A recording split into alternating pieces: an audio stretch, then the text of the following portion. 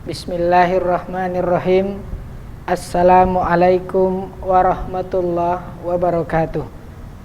Alhamdulillahilladzi arsala rasulahu bil huda wa dinil haq liyudhhirahu 'alad dini kulli wa kafa billahi syahida. Asyhadu an la ilaha illallah wa asyhadu anna Muhammadan abduhu wa rasuluh. Qala Allahu ta'ala fi kitabihil karim. A'udzu billahi minasyaitonir rajim. Bismillahirrahmanirrahim. Ya ayyuhan nasu taqu rabbakumul ladzi khalaqakum min nafsin wahidah. Al-ayah. Wa qala Rasulullah fi hadisi asy-syarif, ittaqillaha haitsu ma kunta wa atbi'is sayyi'atal hasanata tamhuha wa khaliqin nasa bi khuluqin hasanin. Shadaqallah wa shadaqa Rasulul Karim.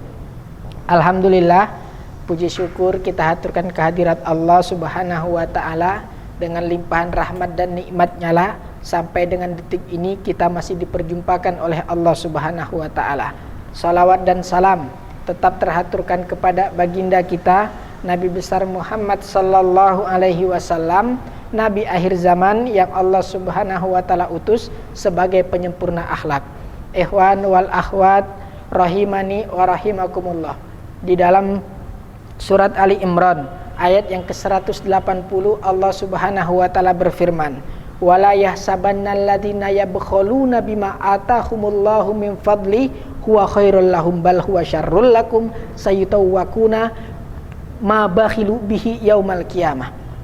Al-ayah. Di dalam ayat ini Allah Subhanahu wa taala kepingin memberitakan atau memberitahukan kepada seluruh umat Islam yang ada, ya. Jadi di dalam ayat ini Allah katakan, jangan pernah kalian mengira dengan kebakhilan yang ada pada diri manusia atau dengan sifat bakhil yang ada itu mengakibatkan orang mendapatkan titel baik menurut pandangan Allah. Bal huwa syarrul lahum.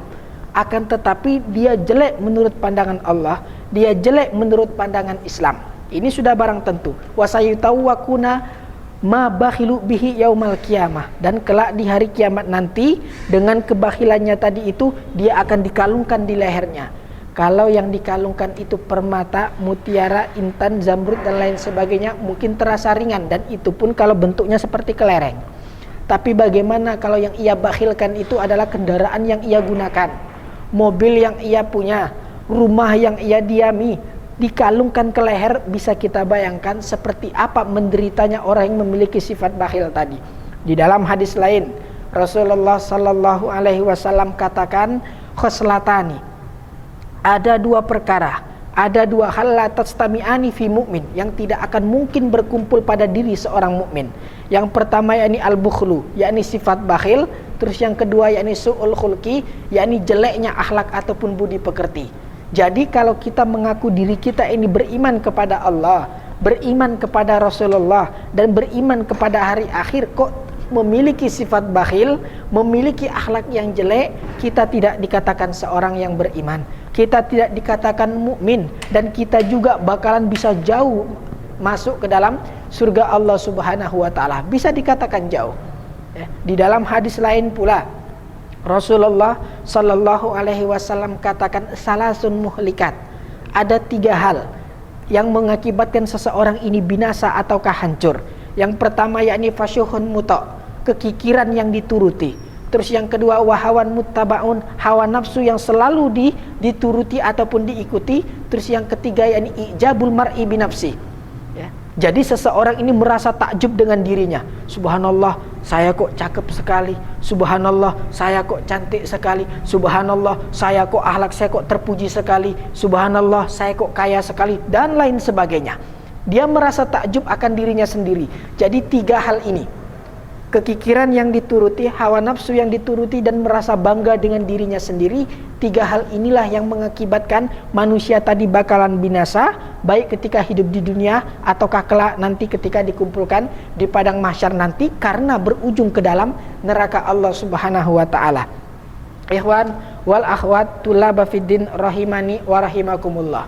Jadi sifat bakhil, baik dari Al-Quran yang ini bersumber dari Allah Subhanahu wa ta'ala, ataukah hadis Rasulullah yang ini bersumber dari Nabi, tapi kembalinya juga ataupun porosnya juga itu dari Allah Subhanahu wa ta'ala. Semua mengatakan yang namanya bakhil itu adalah sifat yang tercela, sifat yang jelek, ya, dan tidak pernah dicontohkan oleh baginda kita Nabi besar Muhammad sallallahu alaihi wasallam. Jadi ini harus menjadi perhatian kita. Karena apa? Kalau sudah tidak pernah dicontohkan Rasulullah, tidak pernah dicontohkan oleh generasi sahabat ataupun tabi'in ataupun tabi'in yang dijelaskan dalam hadis, generasi terbaik, khairul quruni qarni tsumma alladziina yalunahum tsumma alladziina yalunahum, sebaik-baik generasi adalah generasiku para sahabat, setelah itu generasi setelahnya tabi'in, dan setelahnya lagi yakni tabi'in. Kok mereka nggak melakukan?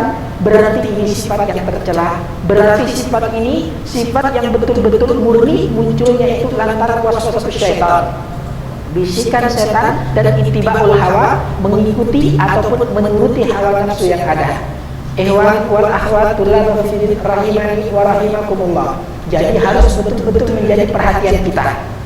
Tidak ada kebaikan yang itu berujung kepada nerakanya Allah, dan tidak ada kejelekan yang berujung pada surganya Allah Subhanahu wa ta'ala. Sudah menjadi sunnatullah. Pelaku kejahatan bakal mendapatkan neraka Allah, pelaku kebaikan bakal mendapatkan surga Allah Subhanahu wa ta'ala. Ini sudah menjadi sunnatullah. Kita mengaku sebagai pengikut Nabi besar Muhammad sallallahu alaihi wasallam. Kita menginginkan mendapatkan syafaat beliau, kok enggak pernah menjadikan Rasulullah sebagai contoh, Rasulullah sebagai tolak ukur. Ini masalah besar. Ini bisa dikatakan musibah yang bakalan kita rasakan kelak ketika kita dikumpulkan di padang mahsyar, di tempat yang menjadi penentu surgakah kita masuki atau neraka Allah Subhanahu wa ta'ala yang menjadi tempat kembali kita. Nah, ini juga harus betul-betul kita pahami. Karena apa? Kalau sudah neraka yang menjadi tempat kembali kita, naudzubillah, summa naudzubillah, rasa pedih, rasa sakit, rasa penyesalan itu bakalan muncul. Tetapi sakit, menderita, penyesalan yang tidak berujung, dan itu tidak berbuah kebaikan walaupun itu penyesalan. Ketika kita menyesal melakukan kemaksiatan, menyesal melakukan sifat bakhil ketika hidup di dunia, dan kita masih hidup statusnya, mungkin bermanfaat karena kita masih diberikan kesempatan oleh Allah untuk merubah itu. Tetapi ketika penyesalan itu terjadi ketika kita dikumpulkan di padang mahsyar, ataukah penyesalan itu terjadi ketika kita sudah masuk ke dalam neraka Allah, penyesalan seperti ini penyesalan la yanfa, penyesalan yang tidak ada guna, penyesalan yang itu semua bersifat sia-sia. Ikhwan wal akhwat rahimani wa rahimakumullah, itu yang bisa kami sampaikan pada liqa ataupun pertemuan kali ini. Moga-moga itu semua bisa kita ambil manfaat ataupun benang merahnya. Sifat bakhil merupakan sifat tercela. Sifat bakhil merupakan sifat turunan daripada syaitan laknatullah alaih. Itu yang bisa kami sampaikan, lebih kurangnya mohon maaf. Al-haqqu mir rabbika fala takunanna minal mumtarin. Billahi taufik wal hidayah war ridha wal inayah. Assalamualaikum warahmatullahi wabarakatuh.